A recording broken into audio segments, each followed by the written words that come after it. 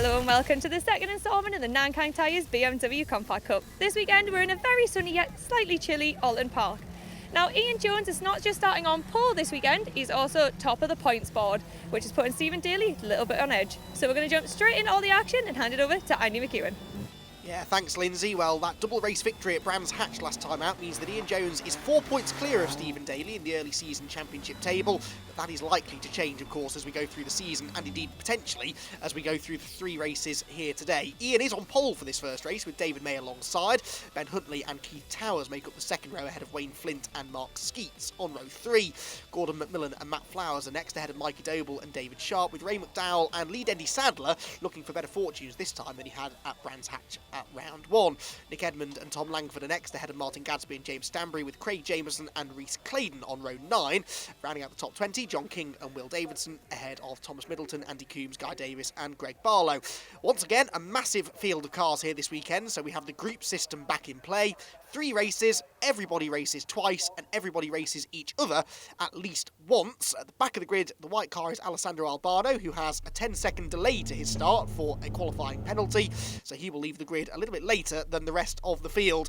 The rest of the field, though, does leave the grid now. The race underway, the first of 3 here at Oulton Park, and a great start by Tom Langford mid-grid, but there's nowhere to go. Gets into the back of David Sharp into the run towards the first corner, and waves an apology that I'm sure David won't see. Lee Dendy Sadler locks up, gets into the side of Matt Flowers off the road. Dendy Sadler slow, and Keith Towers gets a piece of it as well and bounces across the grass. Bits of BMW go flying, and a rather chaotic start to the race in the midfield, unfortunately. The leaders, though, go through Cascades more or less in one piece. Having said that, though, that's Gordon McMillan locking up and going through the gravel trap, and he is on the Foster's circuit. That's the wrong way, Gordon. You need to turn left at Cascades. Sadly, he will fall right to the back of the field. On board with Keith Towers, though, looking back, the lucky dice on board Keith Towers' car, waving around to the right of the camera. Looking forward now, though, into the Island hairpin. We're on the Island circuit here, the intermediate of the 3 layouts at Oulton Park, and not the layout that most of these drivers will be used to. I don't think they've ever used this layout at Oulton before, so the hairpin likely to be the scene of some drama, I would say, over the 3 races today. Ian Jones, though, escaping the early drama. He's pulling away from May in 2nd place at the moment. That's the fight for 4th between Mark Skeets and Ben Huntley. So Huntley hasn't had a brilliant start, started 3rd, and is now down into 5th place, whereas Skeets started 6th and is into 4th. So good start for the yellow car, not such a good start for the green and grey car behind. Here is Albano, and because of some of the shenanigans up the road on the opening half lap, he's already negated all of that 10-second delay start penalty. His pace, though, is improving these days as Alessandro. With every round that he does in the BMW Compact Cup, he's getting quicker, so perhaps no surprise to see him putting in some good lap times. That is Gordon McMillan, not pulling out of the race lead, but pulling out of the way of the cars that have actually completed the entirety of this opening lap. Gordon has skipped the hairpin. He went straight through the Foster's loop and rejoined at Knickerbrook, and has, as a result, had to let everybody back through and may well be on his way into the pit lane, in fact, with possible damage. Back with Keith Towers, overtaking now the fast-starting Tom Langford. Tom Langford stays to the left-hand side of the road, and I think that Keith Towers is going to go through. Into Old Hall Corner they will go then, and Tom Langford, who had a top 10 last time out, Ben Huntley and Mark Skeets both out onto the grass there. And did they rejoin the circuit? Yes, they did, and I think they're still in the same order, but Huntley is determined to get past Skeets here.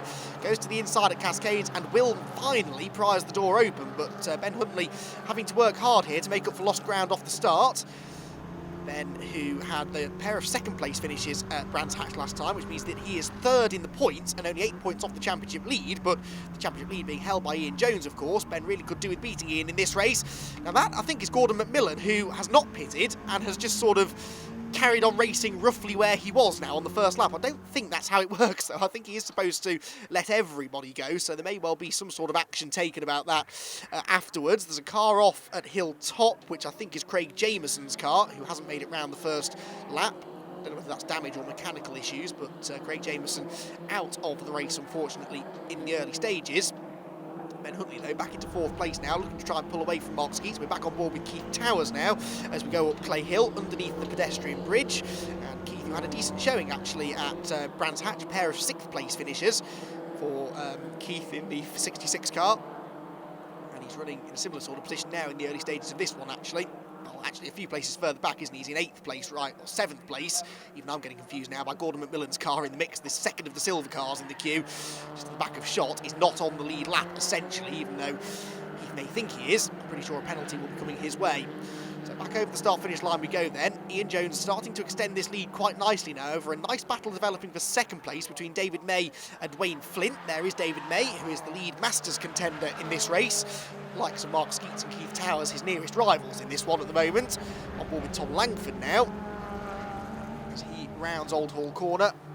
And move is made by Wayne Flint for second place. Oh, there's contact with David May. That came out of nowhere there. Wayne Flint had a big dive up the inside of Cascade. Now he's opened the door and he's got alongside, but I think David may have something to say about that. Back with Matt Flowers meanwhile as we go past Reese Clayton, or attempt to at least, going down the hill. We're on the outside line though, and the car doesn't turn and goes straight on and into the gravel trap goes Matt Flowers. He'll do well to get out of that. It's a very deep gravel bed, and yet the car is beached. So Matt Flowers' race, which had already sort of started to unravel at the very first corner after that contact with lead Andy Sadler, unfortunately is over now, only a handful of laps in. So not sure whether there was contact or maybe damage as a legacy from the first corner contact that sent him off, but either way, the end result is clear. He's in the gravel, he's out of the race, and I wonder whether that might require a safety car period to get it moved. Hopefully not. Back with Albano now as he continues this charge up through the field. And that, in the yellow car not far in front, is Phil Adcock. In fact, he will now be the next target for Albano. Phil back in his car this weekend, the car that was raced by the very rapid ex-Mazda racer David Chapman at Oulton Park to a top 10 finish in race 1, and was on for another good finish in race 2 before a gearbox issue, shall we call it, where the gear stick fell off in his hand on the final lap of the race, in fact. But Phil enjoying his time now back in his car. He's seen what the car can do. He knows the benchmark now that he has to chase, and will be keen to do so over the rest of the season. Back with Keith Towers now as we head over Deers Leap.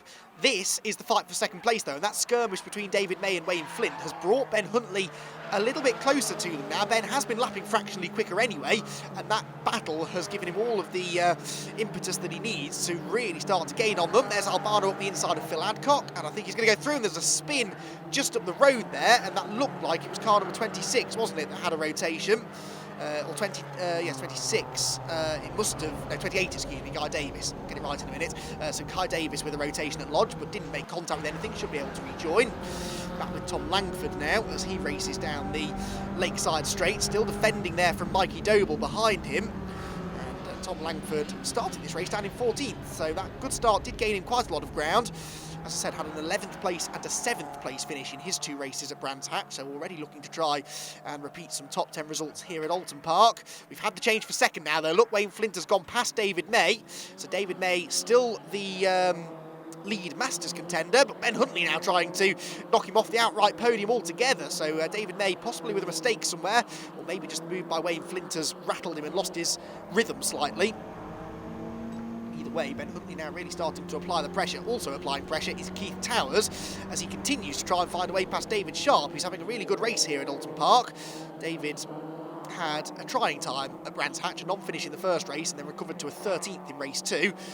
So David right now though running in 6th position. That is on maybe for his best ever finish in the championship, so he'll be desperate to try and keep Keith Towers at bay. Meanwhile, this 3-way fight for second place rounds Lodge Corner. David May, having lost that second place to Wayne Flint, is not yet allowing the silver car to escape. However, he's also not escaping himself from Ben Huntley behind. Ben definitely sees himself as a championship contender this year, I think, and that pair of second place finishes at Brands Hatch will have certainly backed that up. He needs to start winning races with more regularity, you feel. He had that victory at the end of the season in 2018 when Ian Jones was disqualified post-race. So Ben didn't win on the road, but he did take home the points for it eventually. Not really the way that he wanted to take his first ever race victory though, Ben. So the sooner he can get back onto the top step of the podium this year, the better as far as he's concerned. Not only for the championship, but also just so that he can prove that he can genuinely win races on pace alone. Tom Langford is still busily defending the inside line down at the hairpin. Hits the brakes, going to get the car stopped. It's such a slow corner. This really disrupts the rhythm of the circuit, the drivers say. But it does provide lots of overtaking opportunities. Relatively easy to defend on the way in, but then equally easy to run wide on the exit as a result and open the door down here at Hislops for a possible move to be made. It's not the case though for any of our top 10 runners at the moment. Ben Huntley there throws the car through the right-hander at Knickerbrook. Runs a little bit wide over the grass, needs to be careful if he keeps doing that, he will get caught for exceeding track limits. Tom Langford heads through the same corner now. I think keeps it a little bit cleaner. Through the gears, this very steep climb up Clay Hill. This second place battle rather dissipating a little bit now. David May falling back from Wayne Flint, and Ben Huntley's grassy moment at Knickerbrook means that he's dropped back a few extra car lengths as well. David May had that brilliant podium last time out in race 2 and a 4th place in race 1 as well, which means he's level 4th in the outright championship with Mark Skeets, and of course that means he's also level championship leader in the Masters category coming into Oulton Park, because he and Mark Skeets are the 2 top Masters drivers. There, the yellow car in the background is Mark Skeets, and I think Mark is starting to catch that little group, so David may have some competition in the Masters category before too much longer. There's David Sharp, and Keith Towers is no longer behind him, because that's Gordon McMillan, who we are hearing now will have a penalty post-race, so you can take him out of the equation completely now. But Keith Towers there, the red and white car, has gone past David Sharp somewhere, so up a position for Towers, down a position for David Sharp. Still 7th spot though for Sharp, which is a really good run here, and he's not under any pressure from behind. Hopefully the team will get the message out to him in some way that Gordon McMillan is not essentially a fight for position. The question now becomes whether Keith Towers can do anything about Mark Skeets in front of him, because Keith is now the 3rd driver in the Masters category in this race, behind Skeets and May. Running out of time though now, we're into the second half of this 15-minute encounter I should say, at Oulton Park. All of the races in the Nankang Tyres BMW Compact Cup are 15 minutes in length.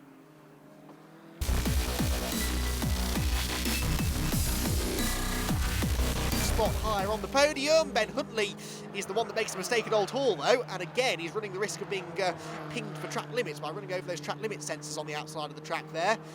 Through Cascades, Flint sideways again. Can he hold it this time? He can, but he's going off surely. Yes, he's onto the grass. Wayne Flint throws it all away.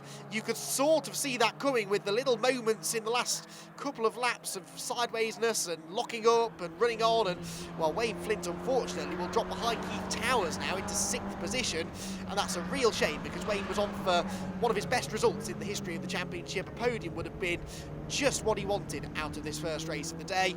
A top 6 or 7 is still a decent result, but he knows that he could have done better. Just started to feel the pressure there towards the closing stages, and the mistake eventually came. No mistakes though for this man Ian Jones, who we really haven't seen much of in this race, which in a way is a good thing, because it means he stayed out of trouble. He's pulled away from the rest of the field. He's clearly had the pace in this race to go for the race victory. He does not, however, have the fastest lap, because Ben Huntley, prior to that grassy moment at Old Hall, had actually set the fastest lap himself. So the bonus point going to Ben Huntley at the moment, unless Jones can steal it from him on this final lap of the race. But Ian Jones looking good now for the race victory down towards Lodge Corner, and another 50 points to his tally will go down very nicely, and applies the pressure now to Stephen Daly. Stephen really has to try and win his race. He'll be out in the next race without Ian Jones for competition, and then they'll both be together on the front row for the final race, which I can't wait for. A brilliant victory though for Ian Jones. He wins the opener here at Oulton Park. David May, with a masterful drive for the Masters winner, takes the 2nd place overall and the Masters victory, with Ben Huntley in 3rd overall. A brilliant race between those 3. Mark Skeets is 4th, Keith Towers 5th, ahead of Wayne Flint, who recovered in 6th after that last lap moment. David Sharp, Mikey Doble, Nick Edmond and Martin Gadsby gets into the top 10. Good result for him. Then lead Andy Sadler survives to 11th after that early contact. Tom Middleton, James Stanbury, Alessandro Albano 14th on the grid from last, and a 10-second penalty. That is really impressive. Phil Adcock gets into the top 20 as well, whilst Tom Langford, Matt Flowers and Craig Jameson were your 3 non-finishes, and confirmation again there that Ben Huntley gets the fastest lap and the bonus point that goes with Ian, it. you were just going around there by yourself. Yeah, as you know, I'd rather be in amongst of it, in a bit of a war, but I never refuse a win. Were you missing Stephen a little bit out there? Yeah, I always miss Stephen. He's my buddy, my race buddy. So this means you've got that slight bit more of a gap on Stephen, so you've got to be happy with the leaderboard situation right now. Yeah, on the points sort of thing, it couldn't be any better. We've just got a long wait now till my 2nd race, which is last race, where Stephen should be starting on pole. I'm on 2nd, so I think that one will be good. We look forward to it. Right, we'll leave you to it, but thank you very much and congratulations. Thank you very much. David, that was a formidable fight from yourself. You've not only just come 2nd, clawed it back at the last second, you've also now top of the Masters. This is what we're aiming for. Yes, wonderful. I thought Wayne beat me. He had me. Noticed he started making mistakes. Caught him back up. I'll take my time this year. They'll make a mistake, and he did. And managed to claw 2nd back. But hard race, very good. Loved it. Yeah, Ben kept you on your toes there. Yes, I could see him bouncing around in my mirrors. He's hard.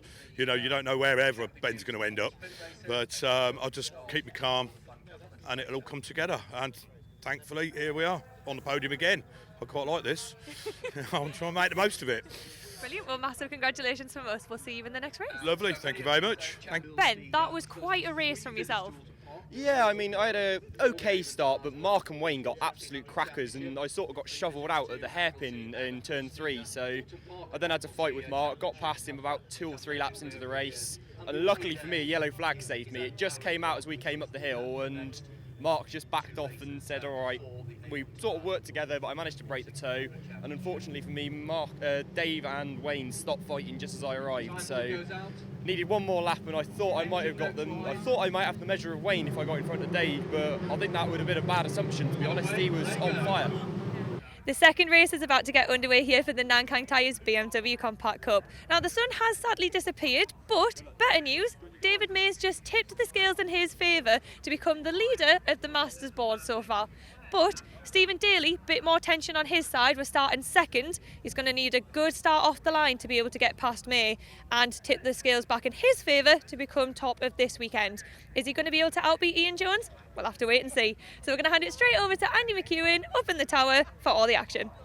Thanks, Lyndsay. Well, this should be an interesting race, shouldn't it, then, with David May and Stephen Daly making up the front row. Keith Towers and Tom Griffiths are next, ahead of Mark Skeets and Matt Parks on the third row of the grid. Row 4 for Matt Flowers and Mike Doble, then David Sharp and Tim Scott-Andrews, whilst Lee Dendy Sadler and Stephen Chandler make up the sixth row of the grid. Row number 7 then for Tom Langford and Luke Browse. James Stanbury and Aaron Morgan are next, ahead of Jim Barrett and John King. The Group B cars in their second and final race of the day. The Group C cars making their first appearance on the grid today. The older numbered grid slots, they're the Group B cars, so that we've seen out already in race 1. The even numbered grid slots are the Group C machines, making their first of 2 race starts today. So the left hand or the inside line on the grid is where we have the Group B cars that were out earlier on, hence why David May is on pole. Stephen Daly alongside there really could do with a victory in this one. He's just seen Ian Jones take a win in race 1. Stephen needs to get off the line first though and get into Old Hall Corner ahead of David May, which is not a given because David May's had a good launch as well and has the preferred inside line for Old Hall Corner. Wheel to wheel for the race lead then. Stephen Daly trying to charge right around the outside. Who comes out on top? Does everyone else get safely through? I think they will. 1 or 2 will no doubt find the grass, but actually a fairly clean start as they round Old Hall. On board with Phil Adcock there, but it's still wheel to wheel for the race lead. A bit of touch there between Stephen Daly and David May, and Daly will just ease his way through, and that was commanding stuff there from the reigning champion. Stephen Daly into the lead of the race now. David May down to second, and Keith Towers in third position in the early stages, maintaining his grid position. He was 5th in his first race of the day. The leading 2 though both wash out wide at the Island hairpin, and for a moment there it looked as though Keith Towers might have had a chance to get up the inside. He's a bit slow off the corner though, and so actually has to turn his attention to defence rather than attack as the leading 2 break back away from him. So over hilltop, down onto the brakes at Hislop. Daly from May, from Towers the top 3. Skeets is 4th, and 5th position Matt Parks, then Tom Griffiths in 6th position. The winner at Thruxton last year, Tom Griffiths, and this is a very different circuit. Still high speed in places, but a lot tighter and a lot more technically demanding. He's still running well though inside the top 6. On board with Aaron Morgan, the only driver in the grid using hand controls, and if you get a look here, as you will hopefully now get a look up towards Druids Corner, we cut away from him, but it's a job to keep the car on the circuit at the best of times, especially the way in which Aaron has to drive with those hand controls. How on earth he keeps it on the island, I do not know. He has explained to me how that hand control system works, and it gave me a headache just thinking about it. So full marks to Aaron Morgan for not only keeping it on the black stuff, but actually getting more and more competitive every time we see him. The leaders, though, are putting on a pretty competitive showing here in the early stages, because as we come across the start-finish line for the first time, Stephen Daly has David May right behind him. David May applying the pressure here into Old Hall Corner, and Keith Towers in third has flicked the headlights on, so he clearly feels that he's in a position to maybe join in the fun as well. We're on board with the third place man. He has a really good exit from Old Hall Corner there, closes right in on David May. The temptation to go up the inside at Cascades would have been great, but right now Keith fairly happy with a third place that he's in, which would be his best result of the season so far. Up the gears we go then, on board with the 66 machine, heading into the Island hairpin. Keith Towers, of course, second in the Masters category in this race at the moment as well, and David May, the man right in front of him, is the class leader, so it may be the fight for second overall, but it is for the class lead, and Mark Skeets is not a million miles behind them either. He's the third of the Masters contenders. There he is in the yellow and black car, 4th in line, going with that leading trio actually, I would say.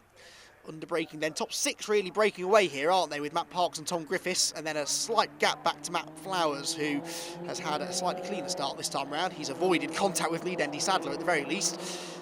Lead Andy Sadler's car looked a right mess by the end of race number 1. Hopefully they've got that car patched up as well for this second encounter. Towers though, and the gaps very much ebbing and flowing as we go around the lap here. Certain drivers seem to be better through the high-speed corners, and others maybe have an edge through the more technical sections. On the previous lap, it looked like this was the part of the circuit where Keith Towers excelled. He was able to close in on the leading 2 on this lap, though. It's Skeets that is applying the pressure to him, so Daly and May pulling away slightly. They're sort of pairing off, actually, aren't they? Because Towers and Skeets are embroiled in their own battle for third, and then Parks and Griffiths behind have sort of detached themselves as well. So 3 pairs of cars come across the start-finish line at the end of the second lap in the same order in which they were a lap ago, but the dynamics just changing slightly within this leading group now. Under braking, not much braking done though for Old Hull Corner. Down 1 gear maybe, fling it in through the dip and then right out to the edge of the curb, but not beyond it ideally, because that is where those track limit sensors are placed that will catch you if you start using more of the Oulton Park scenery than you should be. David May then sticking with Daly here. This is really impressive stuff actually for the leading Masters contender, who got his first podium of the year in race 1 with a second place. Another second place finish here could actually put him right into championship contention, especially if he can hang on to the coattails of Stephen Daly. David is very much sort of targeting the Masters Championship this year and getting as many podiums as he can, but he's a driver who's looking for his first ever victory in the championship as well, and David May, I reckon on this sort of pace, might be able to do that before the season is out. He may even do it before this race is out, because he's very much showing that he's got every bit the pace that Stephen Daly has got. In the background, Tom Griffiths having a little lunge up the inside of Matt Parks that in the end came to nothing. Likewise, Mark Skeets forcing Keith Towers to defend his third place ever more busily. Ooh, floppy marker goes flying. That was Mark Skeets, I think, who was the culprit on that occasion. They rarely last the race distance, those plastic marker posts on the inside of Knickerbrook Corner that are there to denote the edge of the circuit, and therefore the bit of the circuit you shouldn't be using, but the drivers will use every inch available to them, and as a result, occasional contact with those marker posts is made. Right, leaders out of Druids. In the background there, that looked like Matt Parks getting 2 wheels on the grass, and so Tom Griffiths is the man maybe most likely to make a move into Lodge this time.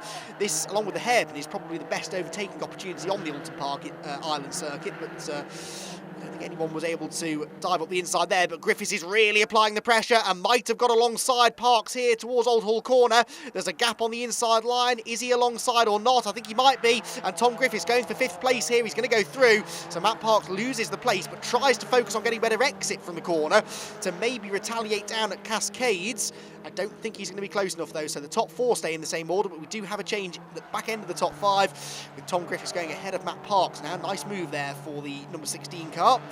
Tom Griffiths had a podium as well last time out at Brands Hatch in the second race. Now here was my man of the match really in the first race. Alessandro Albano came from the back of the grid with a 10-second start penalty as well to eventually finish in 14th position. That was a mega drive from Albano. It equalled his best result from last time out. He's up the inside now of the 99 car of Phil Sharp and gains another spot there. He again had to start from the back with a 10-second delay in this race along with Craig Arkell for pre-race infringements that led to that start penalty, but Albano really rallying back nicely. I wonder whether or not he'll be able to beat that 14th place finish that he got in the first race. Out of Knickerbrook, Tom Griffiths there getting away from Matt Parks now slightly.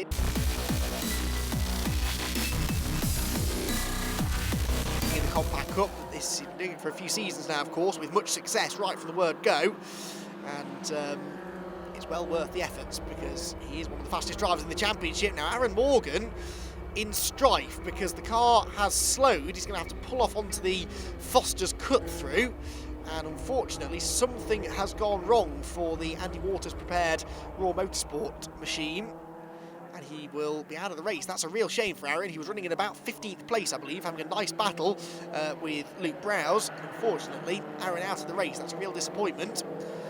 He will, though, get to watch from the sidelines now and enjoy this battle between Stephen Daly and David May, which refuses to die completely. David very much keeping tabs on the Scotsman in front. Keith Towers in third is fading ever further away from them, and therefore further into the clutches of Mark Skeets and Tom Griffiths behind. There's Stephen Chandler, the yellow machine. Luke Browse is now ahead of Tim Scott Andrews, actually. So Luke Browse there, who was dicing with Aaron Morgan earlier on, has now actually gained a position anyway at the expense of Tim Scott Andrews. So sort of shuffling just outside the top 10 this. I think Luke Browse is into about 11th or 12th position now. Stephen Chandler just in front of him looking for what would be his second top 10, because he was 9th in the second race last time out. That's Jason Bagley in the novice crossed number 13 machine, and Phil Adcock we're on board with now.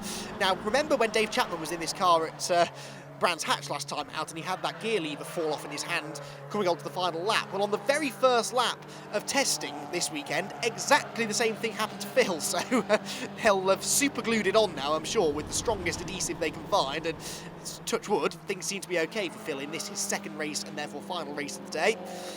But Phil Hancock, a real character, really enjoys his racing, and it doesn't really seem to mind where he finishes within reason. Obviously wants to do as well as he can, but just really enjoys his racing and really enjoyed seeing that car go so well in David Chapman's hands at Brands Hatch last time out.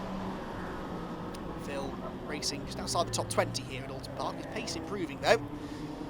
Turns through the hairpin. That looks like it's Phil Sharp in the blue number 99 car just up the road. Back up the gears again. Over the hill he goes, down the gears go the leading two because they're approaching Lodge Corner, with still David May within striking distance of Stephen Daly. I think that mistake that Stephen made earlier on has probably woken David up now to the possibility that if he stays close enough, he might be able to take advantage of another mistake should it come. We're on to the final lap now though, so is there going to be another mistake from Stephen Daly, and can David May get close enough to force that mistake out of him?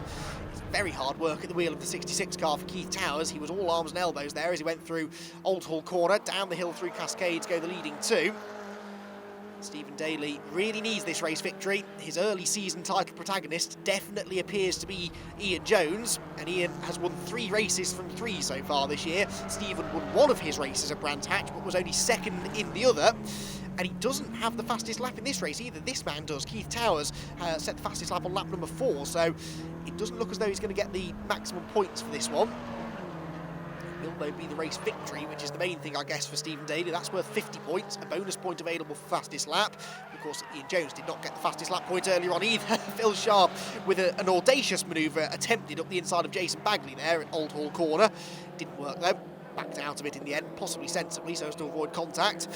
Yeah, KC Motorsport car of Stephen Daly now only a couple of corners away from what is actually looking like a slightly more secure victory now. I think David May have finally accepted defeat and backed out of any potential challenge for the victory here. He'll be really happy with 2 second place finishes, which should provisionally at least put him 3rd in the championship. It will sort of revolve around what Ben Huntley does in his final race later on, but the fight between David and Ben, they were 4 points apart coming into this race, so if Ben can't improve upon 3rd place in his race, then I reckon second place, excuse me, then I reckon that David May might go ahead of him in the championship. But Stephen Daly will be 2nd in the championship, we know that, going into the final race of the day, because he is going to take the victory in race number 2 here at Oulton Park. The checkered flag for the KC Motorsport squad, and a really hard fought victory. That David May in 2nd pushed him hard all the way, and Keith Towers gets himself another podium finish, his 1st of the year though. Daly, May and Towers the top 3, with Skeets and Griffiths in 4th and 5th, excuse me. Matt Parks, Matt Flowers, David Sharp, Mike Doble and Stephen Chandler. Great result there and great reward for the team and his dad, who helped him rebuild that car with a top 10 finish. Luke Browse is 11th ahead of Tim Scott Andrews, Jim Barrett, Alessandro Albano, another 14th place finish. That's his 3rd 14th place finish of the year, whilst Aaron Morgan was a non-finisher, and Tom Langford, unfortunately, having been a late retirement in race 1, is a non-starter for the 2nd race. Stephen, fantastic comeback for you. Yeah, I mean that's a good race. David May pushed me from start to finish really. I managed to get the jump, and that was always the plan, was to get the jump on David, because I knew it'd be very, very tough to overtake. So, and it is a tough overtaking track, so I knew if I got in front, David was going to struggle. So it was a case of getting in front, tried to manage my tyres, but to be fair, I made quite a few mistakes out there and opened it up to David quite a few times. And you know what, I thought I was going to lose it a few times. So, I mean, we're quite happy with the result. So the car's feeling much better? Yeah, the car's feeling fantastic. A couple of little adjustments, struggling with the front brakes, but I mean, everybody's struggling with the front brakes out there, so we're just got to see how it goes. Ian Jones in the next race, so we'll see how that goes. Brilliant, we wish you the best of luck. Thanks so much, Stephen. Thank you very much. Cheers. David, back on podium, 2nd time in a row. I'm getting used to this. I like it. Yes. Lost the pole, obviously lost it to Stephen, but I knew that was inevitable anyway. You know, he was going to get me somewhere. Decided to just jump on his back end, pull me around a bit, try and get a bit of a gap from Keith, because Keith, he's there everywhere, and I could see a bit of a gap. I made a couple of silly little mistakes, which dropped me back a couple of car lengths from Stephen. Then Stephen locked up down a hairpin, and if I'd have had one car length, I'd have been in front. Not for long, but I'd have been in front for a bit. But what a perfect weekend for me. Brilliant. So first podium ever. You must be over the moon. I'm absolutely thrilled. It's one of the objectives for the season. I've got a little objective list, and this is another one ticked off, so I'm absolutely ecstatic. Do you think you might have had David May, or if you had a few more laps left in you? No, I think at the start I was a little bit quicker. 1 or 2 laps in, I was nudging them into Cascades, and then they just pulled a little gap. I mean, it was more a case of keeping Mark Skeets behind me and keeping the gap. So they just got a little bit too much on me, but I think I had the fastest lap, so I had the pace. Race number 3 then for the Nankang Tyres BMW Compact Cup about to get underway, and this in a way is the big one, because after a winner piece earlier on this morning for Ian Jones and Stephen Daly, they are now for the first time today on the same grid, and what's more, they share the front row of that grid. There are 4 points between them in the championship. They've scored exactly the same number of points as each other in their first 2 races, but one of them will come out on top in this third and final race of the day. So Jones and Daly row 1 with Huntley and Griffiths row 2, whilst Wayne Flint and Matt Parks make up the third row. McMillan and Doble of the Mike variety are next, with Mikey, as ever, not far away in 9th on the grid, with Tim Scott Andrews alongside, Ray McDowell and Stephen Chandler next. Then it's Nick Edmond and Luke Browse, Martin Gadsby and Aaron Morgan, with Craig Jameson and Jim Barrett on the 9th row, whilst Rhys Claydon and Brendan Murphy round out the top 20. Then it's Will Davidson and Andy Coombs, Jason Bagley and Greg Barlow. And right at the back of the grid, we have got Phil Sharp and John Attard, whilst Craig Arkell is the man with the 10-second start penalty this time. So, 1 win apiece for Jones and Daly, but Ian Jones has won every one of the 3 races he's started so far this season. Is Stephen Daly going to be the man to stop him in his tracks? Let's find out. We look back from Ben Huntley as the red lights go out, and Ben immediately moves over to the right-hand side of the road to defend from the cars behind, Wayne Flint and Tom Griffiths, but it's wheel to wheel for the race lead. Stephen Daly on the outside of Ian Jones. Jones has the preferred line into Old Hall, but remember in the previous race, Stephen Daly went right round the outside of David May at the first corner and got the lead down at Cascades. 1 car on the grass, I think, was Wayne Flint, but what is happening between the race leaders? Jones is up the inside now at Cascades, the swap sides of the road. Jones goes back through but goes off. Ian Jones off the road, he's through the gravel, he's on the grass, and Ian Jones has thrown away a podium position. Ben Huntley takes the race lead. Stephen Daly drops to 2nd, he drops to 3rd because Tom Griffiths comes through as well. Daly immediately on the fight back, but what drama. We predicted it might kick off between the 2 of them, and Ian Jones and Stephen Daly made it through 2 corners before they tangled, and it's Jones who is the big loser because Daly has slotted back into 2nd place ahead of Tom Griffiths, but Ian Jones must be down outside the top 20 by now, surely. Leaders down the hill then. Ben Huntley can't believe his luck. He is in the lead of the race. Stephen Daly is 2nd. Griffiths is 3rd, but Wayne Flint tries to go around the outside after he got elbowed onto the grass at Old Hall Corner on the start. Is he going to be able to go back into 3rd place? I don't think so. Griffiths has the inside line for Nickelbrook Corner, but Flint goes right around the outside. Matt Parks is joining in the fun as well. They are still side by side while Stephen Daly is bump drafting Ben Huntley over Clay Hill. Well, what a high action start to the race this is. Brilliant stuff, and you couldn't write this script, could you? Ian Jones and Stephen Daly, the first time all day that they've been on the same grid as each other, and contact made at the 2nd corner, and Jones fires himself off into the gravel trap. Griffiths, I think, is going to get the better of Wayne Flint for the time being in this fight for 3rd. In fact, Flint is delayed out of Cascade, so Matt Parks now goes up the inside of him down towards Lodge Corner. Can't quite make the move stick though, but Stephen Daly, this was not in the script for the Scotsman. He really was expecting to be fighting Ian Jones for this race victory, but none of them are counting out Ben Huntley this year. He's shown strong pace. He's had 2 2nd place finishes at Brands Hatch, a 3rd earlier on this morning in his first race, and now he is leading and looking for his 2nd ever victory in the championship, the first victory on the road perhaps, because his win at Donington Park at the end of last year came at the expense of a post-race exclusion for Ian Jones, so Huntley was 2nd on the road and then inherited the victory afterwards.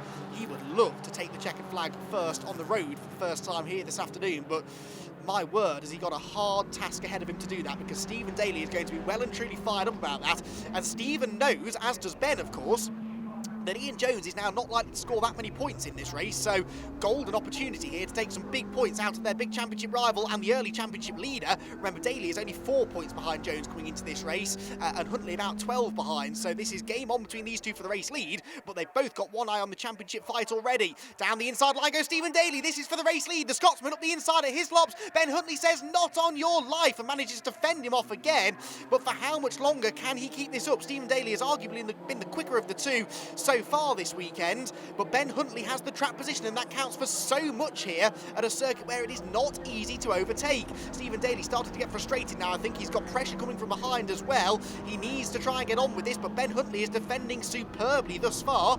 Tom Griffiths there in third place. He's had some good races with Stephen Daly over the years as well. Of course, pipped Stephen to that victory at Thruxton last year, and he's now looking to try and take second place away from the reigning champ. 5 cars for the lead as they go under the Paul Warwick Bridge for the second time of asking, and there's a gap again on the inside. Is there? No, Stephen Daly decides not to launch one up the inside at Lodge Corner. Huntley just needs to get his head down here and try and relax, but that is a lot easier said than done, because look at the pressure that he is under. 4 cars, all of them former race winners, and indeed 3 of the 4 cars behind him former race winners, in fact. All of them front runners though, and they are all bearing down on him with increasing intensity now. Down the avenue they go for the third time, looking back from Ben Huntley's car. Stephen Daly looks to the outside this time into Cascades, whilst Wayne Flint looks to the inside of Tom Griffiths for third. In the end, neither of those moves are made to stick. It's difficult to go around the outside at Cascades though, especially because the next corner is a right-hander, so that switchback manoeuvre that you can sometimes execute at Cascades when we're on the full circuit doesn't really work on this island layout, because you're then on the outside line again for the hairpin. There is a chance here of some decent points still. He's just gone past Stephen Chandler and Mikey Doble, the pair that we were just watching dicing away. So we'll keep one eye on the 59 car as it tries to continue to gain ground. Stephen Daly will have nicely flat-spotted tyres by this point, I'd imagine, because he was locking up through most of the race into the island hairpin in the previous encounter, and in this one the car still does not seem particularly happy under braking. We heard him saying to Lyndsay after race 2 that he very nearly threw away the race lead a few times down at the hairpin. That time he nearly ran into the pack of Ben Huntley, the race leader. So Ian Jones, remarkably, is now 8th actually, so he is well inside the top 10. The next target is Ray McDowell, who has to be one of the most experienced, one of the most improved, drivers over the winter, because he is not particularly experienced. He had a few races last year where he was struggling to make the top 15 or so, and now here he is running solidly inside the top 10 in 7th place. Stephen Chandler's car smoking a little there, perhaps not that surprising given the last-minute repair job they managed to make on the car after that, or preparation job, I suppose, after that original car was badly damaged at Brands Hatch. Leaders, though, down towards Lodge Corner. 4 cars still debating the top positions. Here comes Ian Jones, though. He's up the inside of Ray McDowell. This is another place being gained, more valuable points being clawed back. Now, you do have drop scores in this championship, which potentially could save you from this sort of a result in the early stages of the championship, but you don't want to use up those drop scores too early, because then you end up sort of putting yourself under real pressure through the second half of the year, knowing that you then can't afford to have another bad result because you've sort of used up your drop scores already. So Ian will want to try and get as far up the standings as he can in this race, so as not to have to rely on the drop scores if at all possible. Down Lakeside Straight go the leading group. There is Mikey Doble with Tim Scott Andrews behind him. And Mikey, who's, as I documented after the previous race, finished 8th in every single one of his races so far this year. Well, disappointingly, he's about to break that trend, because he's running actually a few places further back than that at the moment in this one. Needs some things to happen in front of him to be able to pick up a few more places here, I think. What might happen is we might have the leaders getting themselves together here, because Stephen Daly, after a mid-race lull, has sort of started to regroup now. He's reapplying the pressure. He's maybe sat back for a lap or so to try and suss out where he has an edge over Ben Huntley. I sense that the renewed attack is coming soon, though. There's Tim Scott Andrews, the red, white, blue, yellow, bit of everything coloured car, turning its way through. A very distinctive colour scheme for TSA, Tim Scott Andrews, works his way now up the hill once again. Yet to have a top 10 in the first 3 races. 12th his best result, and that was in the first race today. leaders there. Every time we look back from Ben Huntley's car, Stephen Daly never seems to be any further away, does he? Certainly Ben Huntley doesn't look like he's going to be able to pull any sort of a gap here. It's going to be one of those typical Oulton Park races, I think, where arguably the car in second will feel they have the pace to go for the race lead and pull away, but track position is so key here on this narrow and tight and twisty and technical circuit. It's very difficult to overtake, but Stephen Daly is going to do everything he can to do just that. He has another look to the inside of Old Hall. That's the second time he's tried that move. The risk is that it slows you down on the exit though, and look at what it's done. It's brought Tom Griffiths alongside him now. Tom Griffiths going for second place, gets his nose in front. He's going to go through, is he? Stephen Daly has to be super late under braking at Cascades, which he is, and flashes of the first lap there, wasn't it? Because that's the situation that Stephen and Ian Jones found themselves in, and Wayne Flint nearly runs into the back of Tom Griffiths on the exit of the corner, and then nearly found himself heading towards the lake. So out of control was he momentarily, but he gathered it back together. But yeah, Stephen Daly there, in his defence of that second place, had to be super late on the brakes at Cascades, and we saw from Ian Jones on the opening lap that can go wrong. Thankfully, he keeps it on the island, no places change hands, and right away he's back on the attack. Look, he's actually quicker through the hairpin now than Ben Huntley, or at least he was on that occasion. And so Ben, once again, has to drive down the middle of the road through his lobs. I don't think Ben has been able to go a full lap yet without defending.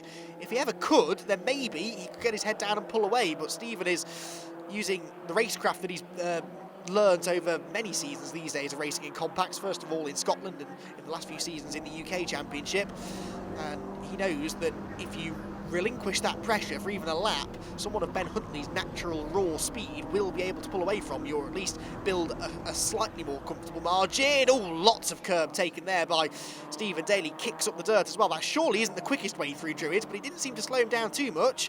He's close again into Lodge Corner, but Huntley seems to be good on the brakes, doesn't he? There's no real chance for a lunge up the inside there for Stephen, despite the fact he was within striking range. Again, he's a bit wide out of Lodge Corner, and if anything, it's Stephen now who's looking like the more ragged of the two.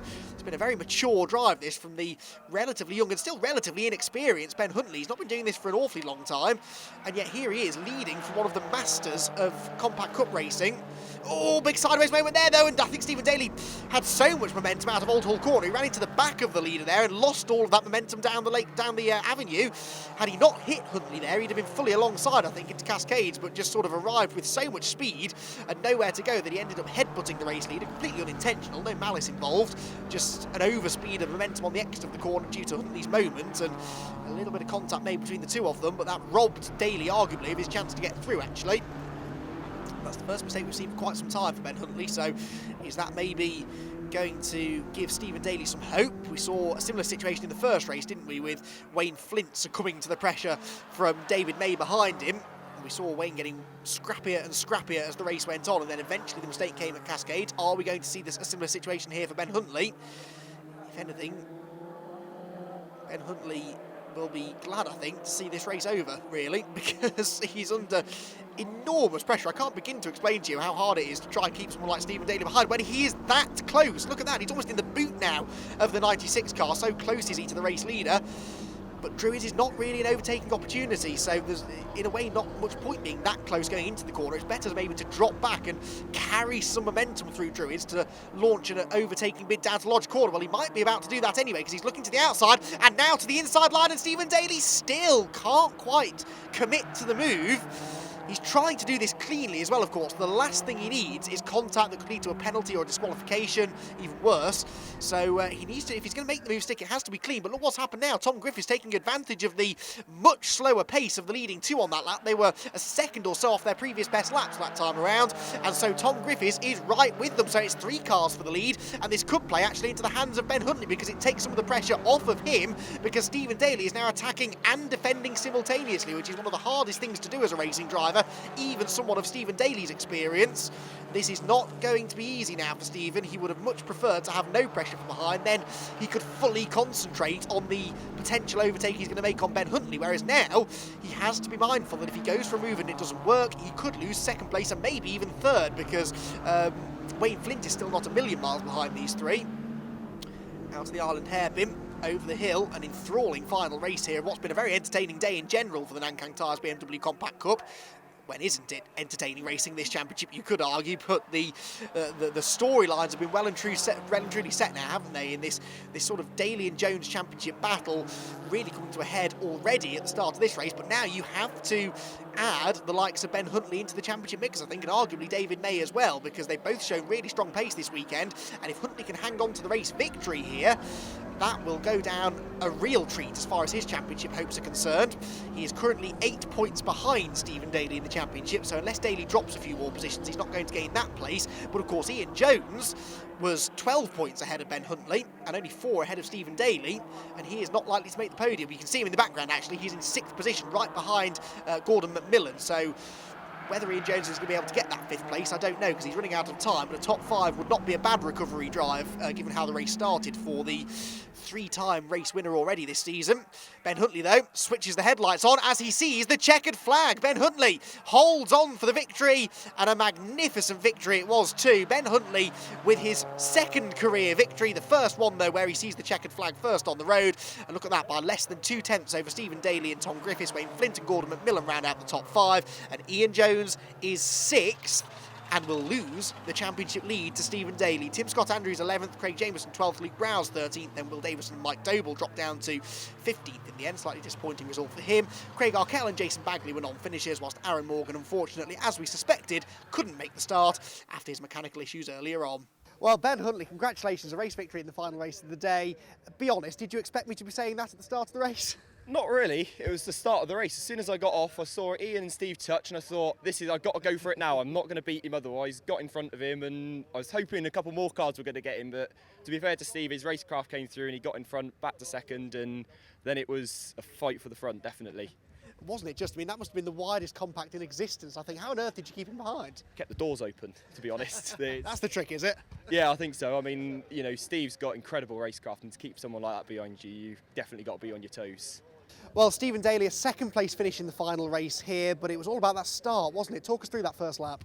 Yeah, I mean, it was a fantastic start by myself and Ian. Obviously, we got round the first corner and I got a cut back on Ian, and we just came down into the second corner, level peggings, and we just both got a little bit out of control, to be honest, and it just didn't go very well as to plan. So it just let Ben get in the lead.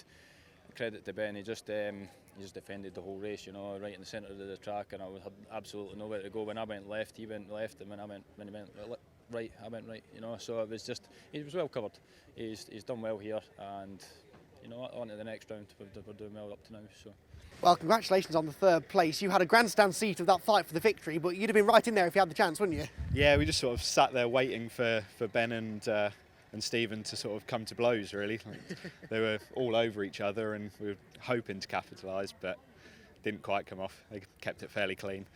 You had your hands full as well there, didn't you? You were watching the mirrors as much as you were looking out the windscreen. Yeah, me and Wayne were having a really good battle just in behind them, and having to sort of look forward and backwards at the same time. And yeah, it was a really good fight between all of us. Well, it's been a fantastic day's racing here at Oulton Park. Lots of exciting racing. 3 different winners across the 3 races today as well. And Stephen Daly taking advantage of the dramas there for Ian Jones in the final race to lead the championship heading to Snetterton. It's still all to play for, though. Join us next time to see what happens.